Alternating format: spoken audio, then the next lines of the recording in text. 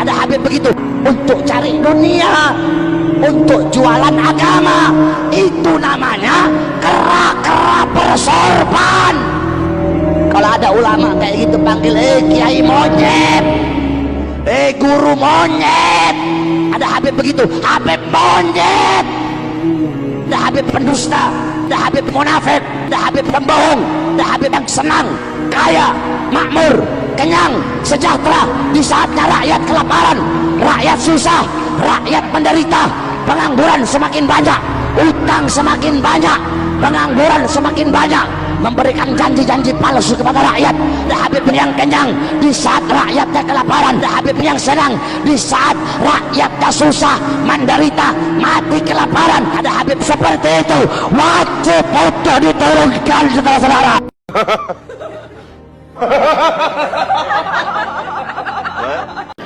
Baik, saya hendak mengawali tentang sedekah ini dengan keteladanan, meneladani ahlul bait Nabi sallallahu alaihi wasallam. Ahlul bait itu yang disebutkan oleh Nabi satu, istri-istri Nabi. Yang berikutnya alu aliyin, keluarga Ali karramallahu wajhah. Kemudian alu Ja'far, keluarganya Ja'far. Alu Aqil, keluarganya Aqil. Alu Abbas, dan keluarganya Abbas. Ini keluarga yang disebut Nabi ahlul bait. Nah, kita akan merujuk kepada kisah keluarga Imam Ali. Suatu hari Hasan Husain sakit. Makin hari sakitnya tambah parah. Maka kata Ali kepada Fatimah, sayang, ini anak kita tambah parah. Gimana kalau kita nazar saja, biar Hasan Husain cepat sembuh. Berarti ini sudah menunjukkan syariat. Nazar itu hukumnya mubah, tapi bayarnya hukumnya wajib. Karena nazar itu hutang. Yang namanya hutang itu berhutang hukumnya mubah, ngutangi hukumnya sunnah, membayar hutang hukumnya wajib. Jangan kebalik, Bu. Ini ngutang wajib, membayarnya haram. Ketiban ditagih, galak bukan main. Lebih galak daripada yang ngutangin. Ada nggak yang kayak gitu? Wah, banyak. Jangan-jangan pusatnya lagi di sini. Jadi balik lagi Imam Ali nazar. Apa nazarnya? Puasa 3 hari berturut-turut. Maka habis ikrar nazar, berangsur-angsur Hasan Husain sembuh. Yang namanya ahlul bait Nabi tidak pernah menunda bayar hutang. Maka besok puasa, kata Fatimah, enggak ada yang dimakan buat sahur. Udah, kata Ali, kita sahur minum air, niat puasa, bayar nazar. Nazar jangan ditunda-tunda. Kalau kita kan bayar nazar ditunda, Bu, sampai lupa. Akhirnya diingatkan Allah dengan sakit. Ketiban datang ke kiai, kata kiai, ingat pernah punya nazar enggak? Ternyata nazar 10 tahun yang lalu. Diingetin pakai sakit baru bayar nazar. Maka dari itu yang bagus keteladanan dari ahlul bait Nabi, nazar jangan ditunda. Begitu sudah waktunya bayar. Maka beliau puasa tanpa sahur, nggak ada yang dimakan. Imam Ali kerja memintal wall dengan orang Yahudi. Makanya ini hukum agama. Orang muslim boleh kerja dengan orang Yahudi. Orang non muslim boleh kerja sama orang muslim. Kita jadi bos nih, Allahumma amin. Kita jadi bos. karyawan kita agamanya Kristen, Hindu, Buddha, Katolik, Yahudi, boleh, nggak apa-apa. Sama kayak kita kerja, bos kita orang Kristen, boleh. Imam Ali kerja mental wall dengan orang Yahudi, dapat upah cukup buat makan 3 hari, persiapan sahur, persiapan berbuka. Akhirnya dibelikan tepung, dibikinlah roti. Zaman itu kan ada proses mau makan itu. Dibikin roti jelang maghrib, tinggal nunggu detik-detik berbuka. Ada orang ngetok pintu, yakni orang miskin yang sudah 3 hari nggak makan. Oleh Imam Ali, makanan tadi dikasih kepada orang miskin, cuman disisakan buat Hasan dan Husain karena anak kecil. Ali dan Fatimah nggak buka, Bu, nggak ada yang dimakan, cuman minum air doang. Besok puasa lagi cuman sahur pakai air. Bikin roti lagi jelang berbuka, ketok pintu lagi, ada anak yatim. Anak yatim yang sedang kelaparan. Enggak tega Imam Ali, semua persediaan makan untuk berbuka dikasih buat anak yatim tadi. Besok puasa lagi, puasa yang ketiga, sahur cuman minum, bikin roti lagi. Jelang maghrib ada tawanan baru keluar dari penjara, mau pulang kampung nggak ada ongkos, mana lapar lagi. Diserahkan semua oleh Imam Ali. Singkatnya, 3 hari puasa bayar nazar, sahur cuman minum, berbuka cuman minum, 3 hari 3 malam cuman minum, nggak ada yang dimakan. Kata Imam Ali, lapar kayak gini, yuk kita ke tempat kakeknya Hasan Husain, berkunjung ke Rasulullah. Siapa tahu kakeknya Hasan Husain punya yang dimakan. Cuman karena sudah 3 hari nggak makan, lemes, Bu. Lemesnya kelihatan, jalan miring-miring, muka pucet, mata cekung ke dalam. Nabi kan curiga, ada apa ini? Lalu diceritakan kejadian tersebut. Nangis Nabi menyaksikan ahlul baitnya sedemikian rupa dermawannya.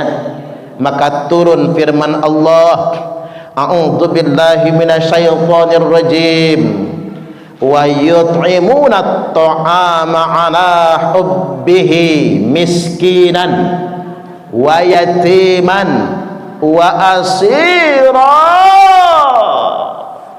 wa yut'imuna at-ta'am, mereka memberikan makanan, ala hubbihi, makanan yang sangat mereka cintai. Ya gimana nggak sangat dicintai, Bu? Lapar, itulah yang ada untuk dimakan. Mereka memberikan makanan yang sangat mereka cintai.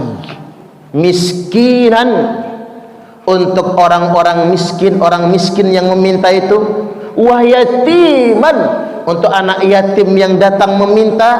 Wa asira, dan untuk orang yang baru saja keluar dari tawanan, dari penjara. Sampai Allah khusus menyampaikan satu ayat tentang Ali, Fatimah, Hasan wal Husain. Wa yu'thiruna ala anfusihim walau kana bihim khasasah, mereka lebih mementingkan kepentingan orang lain daripada kepentingan diri mereka sendiri. Walau kana bihim khasasah, walaupun diri mereka sendiri sangat membutuhkannya saat itu. Halo ibu-ibu, jujur, jangan bohong. Yang kayak gini sanggup nggak, Bu? Sanggup nggak? Nggak sanggup. Apa yang kita suka kasih sama orang, sanggup nggak? Sanggup nggak? Nggak sanggup.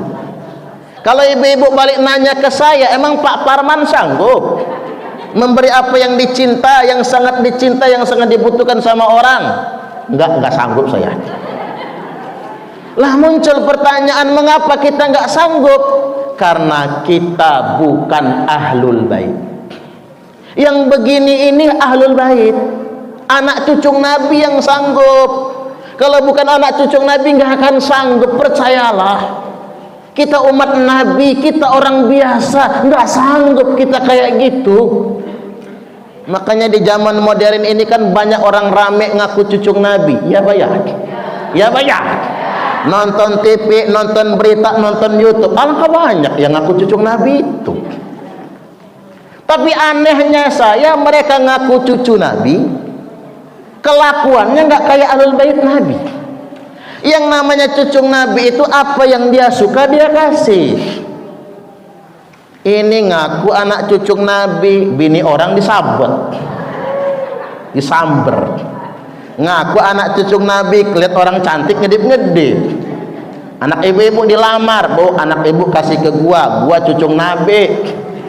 Nanti ibu dapat syafaat, nggak bisa lihat orang cantik. Ngaku cucu Nabi, kerjaannya ngedawir, malak-malak, minta-minta, memperkaya diri atas nama agama. Kalau nggak ngasih dia diancam kualat. Itu bukan cucu Nabi. Kalau pengen tahu ahlul bait Nabi, cucu Nabi, nggak pernah nadah. Ahlul bait Nabi haram nerima zakat. Ini saya kasih tahu nih kuncinya. Anak cucu Nabi, ahlul bait Nabi haram nerima zakat, haram ngambil sedekah, nggak boleh. Kalau pengen tahu, ini mah bukan begitu, malah minta-minta, malah maksa-maksa. Jadi kalau hari ini ada orang yang ngaku anak cucu Nabi, apa aja yang ada pada dia dikasih, kita nggak kebayar kontrakan dibayarin, nggak punya modal nikah anak bujangnya dimodalin, banyak utang dilunasin, umpama nih sakit di rumah sakit dibayarin, anak kita nunggak SPP ijazah ditahan ditebus. Entah dia cucu beneran atau bukan, anggap aja cucu Nabi itu. Mengapa? Karena mensifati hadis ini. Saya juga ingin sampaikan kepada Bapak Ibu, jangan mudah dikamuflase di zaman modern ini. Kita ini sama-sama umat Nabi, ya bayar. Enggak perlu ngaku cucu Nabi dengan mengharapkan privilege. Apa privilege? Hak istimewa, ada keuntungan yang dia manfaatkan. Jangan sampai sedemikian rupa. Jadi kalaupun memang ini ahlul bait, justru bebannya sangat berat. Apa bebannya? Harus memberikan apa yang dia cinta kepada orang-orang yang di sekitarnya. Bukan malah membebani umat Nabi, tapi justru mencintai umat Nabi. Itu ahlul bait yang sesungguhnya. Masuk kepada keterangan berikutnya, saya jadi ingat kembali ngeliat anak-anak ini ya. Ingat kembali dengan kisah kharajan Nabi sallallahu alaihi wasallam yaumal Eid li ajli salatil Eid. Nabi keluar di hari raya, jelang hari raya.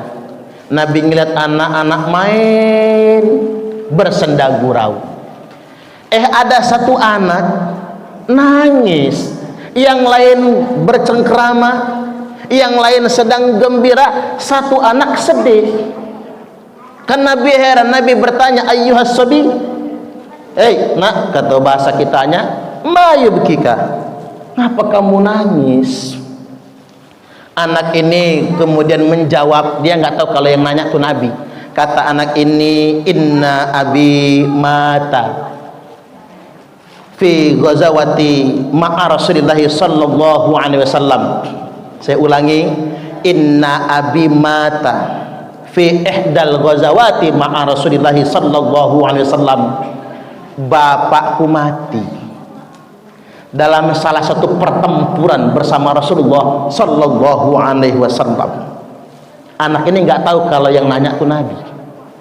Kemudian wa ummi tazawwajat bi ghairi abi, sedangkan ibuku kawin lagi sama laki-laki lain. Sedih dia.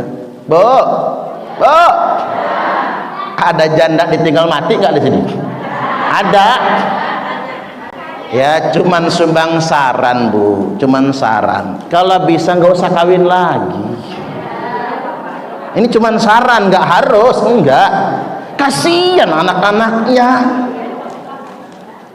Dia sedih. Wa ummi tazawwajat bi ghairi abi. Ibuku kawin lagi. Ya kalau ketemu bapak tiri yang sayang, alhamdulillah. Kalau ketemu bapak tiri yang jahat, anak yatim juga dimakan, ini malah petaka. Walaupun saya maklum lah, ibu-ibu itu sebenarnya setelah saya analisa, selama masih bisa tegak di kaki sendiri, milih nggak akan kawin lagi. Betul nggak Bu? Saya juga nggak mau seuzon lah sama jomblo ditinggal mati itu. Saya harus husnudzon. Aslinya jomblo ditinggal mati itu nggak mau kawin lagi. Ya bukan karena hanya terlalu sayang sama suami, bukan. Takut dapat yang lebih dari itu, kapok. Kan begitu. Tapi terpaksa kawin lagi karena nggak ada yang menafkahi. Ya Pak ya. Makanya ibu-ibu kalau ada janda kawin lagi ya nggak usah diomong juga, nggak usah diomelin, nggak usah digosipin, nggak usah dinyinyir. Emang kasihan Pak Aminuddin nggak bisa menafkahi, sama saya belum kenal misalnya kan.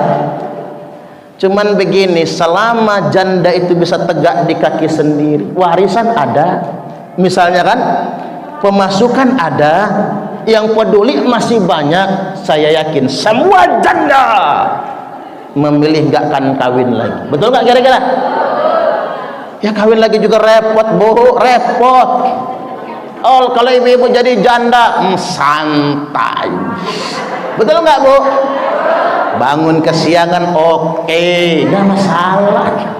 Berangkat pengajian tiap hari bisa. Diajak ziarah Wali Songo bisa. Diajak jalan-jalan ke Aljabar bisa. Coba kalau punya laki repot ngurusin anak orang. Ini masalah makanya. Jadi sekali lagi kembali ke kisah tadi, wa ummi tazawwajat bi ghairi abi. Ibuku kawin lagi dengan laki-laki yang bukan bapakku. Namanya omongan anak kecil. Cuman si bapak tiriku itu kata dia mengambil rumahku, memakan hartaku, sehingganya aku telantar, nggak kebeli baju baru. Teman-teman punya baju baru, saya tidak. Teman-teman bisa jajan, saya tidak. Oh begitu kata Nabi. Kamu ikut saya ke rumah saya. Diajak Nabi ke rumah, kaget si anak. Ternyata ini Rasulullah. Dipakaikan baju bagus, dikasihkan jajanan, dikasih jajanan kayak gini nih, dikasih jajanan. Kata Nabi, kamu mau punya bapak Rasulullah, punya ibu Aisyah, punya saudara perempuan Fatimah, punya paman Ali, dan punya adik laki-laki Hasan wal Husain? Ya mau dong, kata si yatim ini. Gembira dia Bu, habis makan kenyang, pakai baju bagus, keluar bawa jajanan ke tengah teman-temannya. Teman-temannya heran, lu tadi nangis, kata teman-temannya. Ngapa lu sekarang senang? Kata si yatim, gimana gua nggak senang? Saya punya baju bagus, saya punya jajanan, sekarang saya punya ayah. Bukankah bapakmu sudah mati? Bapak saya sekarang Rasulullah, ibu saya sekarang Aisyah, saudara perempuan saya adalah Fatimah, paman saya adalah Ali, adik saya sekarang Hasan dan Husain. Subhanallah. Kata anak yang lain, coba bapak kami mati juga ya, biar kami punya bapak Rasulullah. Nah makanya ibu-ibu ini sudah nyenengin anak yatim. Anak-anak yatim ini jadi anak kita semua. Bahkan begini, nyantun anak yatim itu nggak harus orang miskin. Bahkan yatim ini umpama nih ada yang kaya keluarganya, janda kaya emaknya itu, tapi anak ini yatim, tetap harus kita santuni. Karena mengapa? Bukan tentang berapa uang yang kita kasih, bukan tentang apa barang yang kita berikan, tapi ketika kita memberinya, anak yatim itu akan membangun kesan di batinnya. Oi, ternyata Bapak saya boleh mati, tapi masih ada yang sayang dengan saya. Papa saja boleh tiada, tapi masih banyak yang perhatian dengan saya. Rasa yakin itu yang harus kita tanamkan untuk anak yatim. Rasa percaya diri, walaupun dia nggak punya ayah barangkali, ataupun dia mungkin tak punya ibu, tapi dia masih punya keyakinan di sekeliling dia ada banyak sekali orang baik yang akan senantiasa memperhatikan dia. Makanya nyantun anak yatim itu luar biasa pahalanya di sisi Allah Ta'ala. Ada wakafilul yatim, saya kata Nabi, dan orang yang nyantun anak yatim, fil jannati kamathali kada wa kada. Saya dan orang yang nyantun anak yatim di surga nantinya seperti jari ini dan jari ini. Nabi memberi isyarat dengan jari telunjuk, ditambahkan dengan jari tengahnya, sedikit direnggangkan oleh Nabi. Betapa dekatnya orang yang nyantun anak yatim tersebut dengan Rasulullah di akhirat nantinya. Semoga kita di akhiratnya bertetanggaan dengan Rasulullah. Allahumma amin, amin ya rabbal alamin. Makanya pahala terbesar itu nanggung. Wakafil, kafil itu nanggung Bu, ditanggung biaya sekolahnya. Ini coba yang yatim-yatim ini kalau mau mondok itu cucunya teteh itu teh ya, cucunya teteh itu kan yatim piatu itu ya, cucunya teteh itu masukin pondok paling bagusnya. Kalau masuk pondok kita, pondok pesantren Rahmatul Ummah, semua anak yatim gratis. Pondok kita tuh bukan panti asuhan Bu. Orang kan punya kesan kalau anak yatim itu harus ke panti asuhan, tidak ge, ke pondok juga. Yang mampu yang bayar, yang nggak mampu yang nggak bayar. Kalau anak yatim kita memang punya program kan, gerakan serbu. Bahkan di sini Bude Sri Asia Hadi mana, Bude Sri belum ke masjid ya, baru pulang haji ya. Iya, itu bahkan nyantun tiap bulan itu. Untuk siapa? Untuk anak-anak yatim yang mondok di pesantren kita. Jadi itu pesantren murni ya Bu, cuman anak yatim ditampung. Bagaimana pendanaan buat biaya sekolahnya, biaya ngajinya, itu pakai fasilitas orang tua asuh buat anak yatim atau anak piatu. Karena pahalanya gede ketika kita menanggung itu. Nanggung itu artinya pendidikannya ditanggung, jajannya ditanggung, sekolahnya diupayakan sampai sarjana. Yatim-yatim itu gratisnya sampai sarjana loh. Ini sedang saya kerjasamakan, bahkan kalau bisa masuk fakultas kedokteran Bu, tanpa biaya. Kalau pinter, kalau geblek ya jangan dah, karena sesuaikan dengan kemampuan. Masuk tentara tapi letoy ya nggak bisa. Ya walaupun yatim masuk tentara harus keker juga, jadi bodinya kan begitu. Tapi artinya memang ternyata betapa banyak orang-orang yang masih peduli dengan anak yatim, yang sayang dengan anak yatim. Allah Subhanahu wa taala berfirman, A'udzu billahi minasyaitonir rajim. Ara'aital ladzi yukadzibu biddin?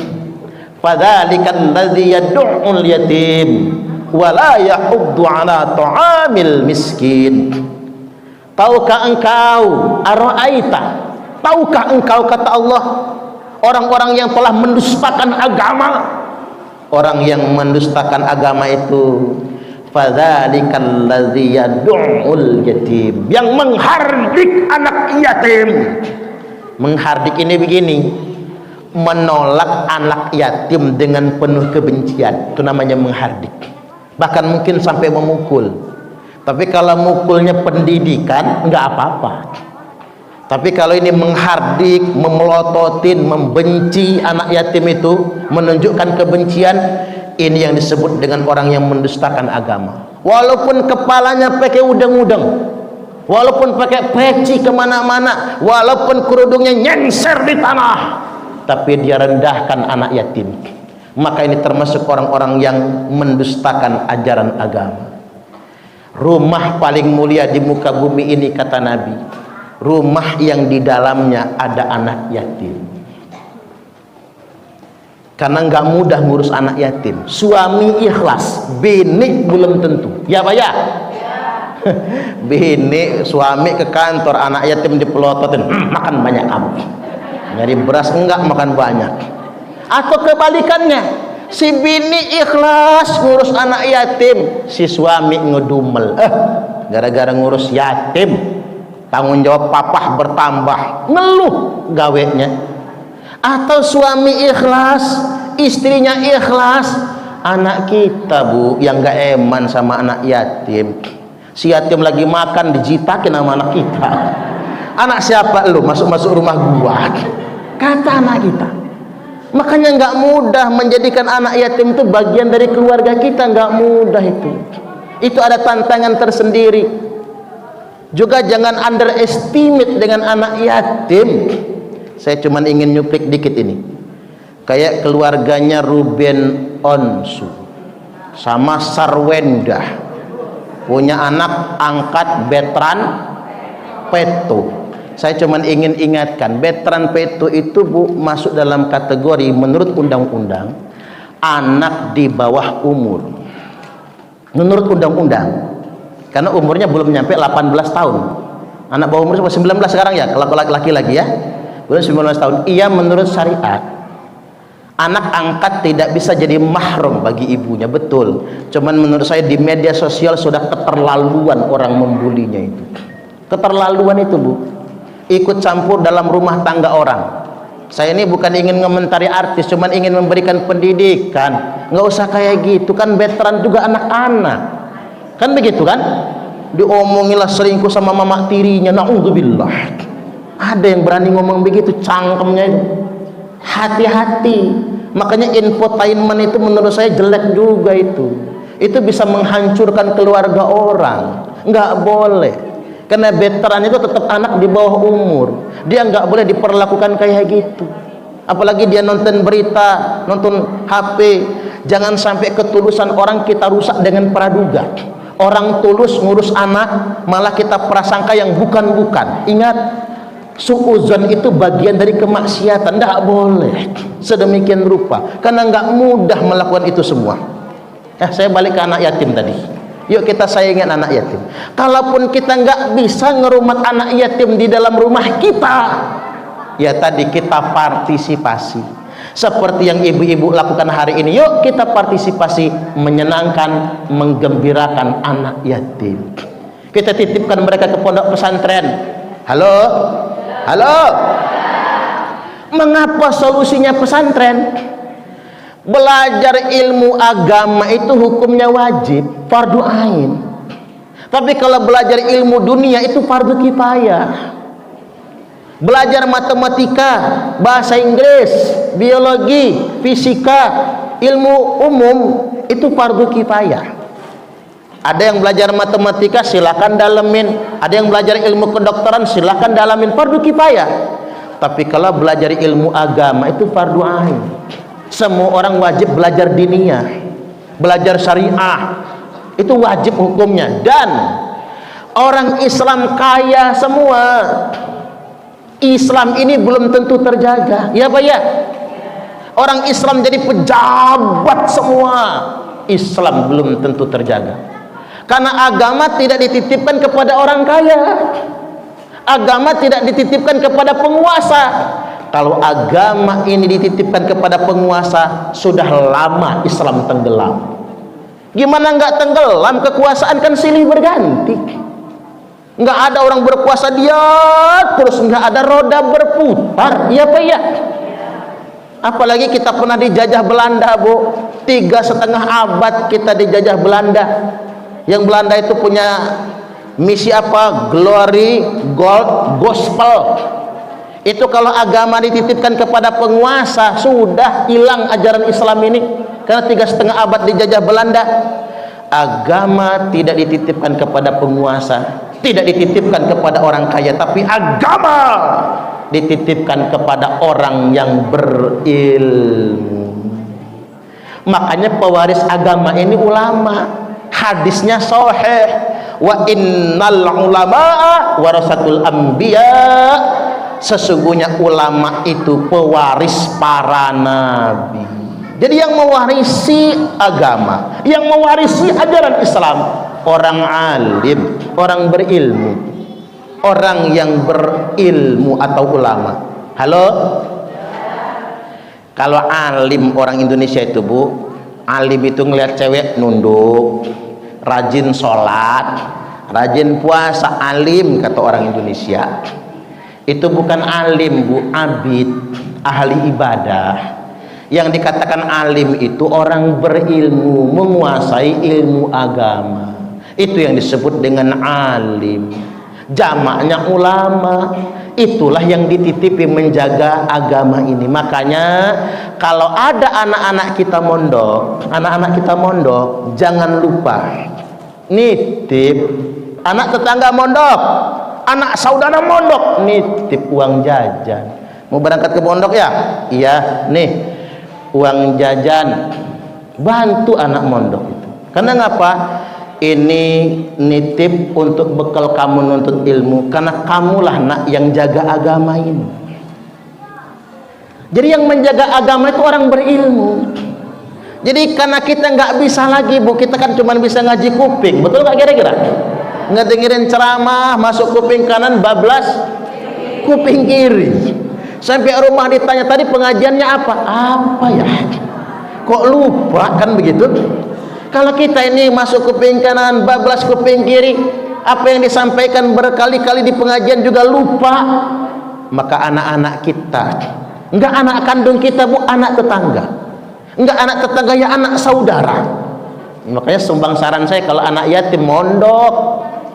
Kalau ke panti asuhan gratis mah gratis. Cuman belajar agamanya kan tanggung. Ujung-ujungnya sekolahnya SD, SMP, SMA kan? Ya saya nggak mengabaikan begitu saja, tidak. Cuman kalau masuk ke pondok pesantren, dia menjadi ahli ilmu alat, ngapalin Quran, syukur-syukur 30 juz. Allahumma amin. Ditambah lagi anak-anak kita nanti ngaji fikih, usul fikih, memahami agama secara mendalam. Karena mengapa? Kalau punya anak yang ahli ilmu ulama, maka derajat kemuliaan orang tuanya pun akan selalu terangkat.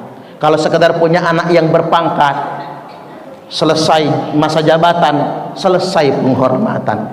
Tapi kalau kita menjadi orang yang berilmu, ilmu nggak akan pernah hilang. Sudah mati pun tetap dikenang orang. Itu yang namanya ilmu. Maka saya dorong, ayo anak-anak kita ini kondisikan dari sekarang, masukkan ke pondok pesantren.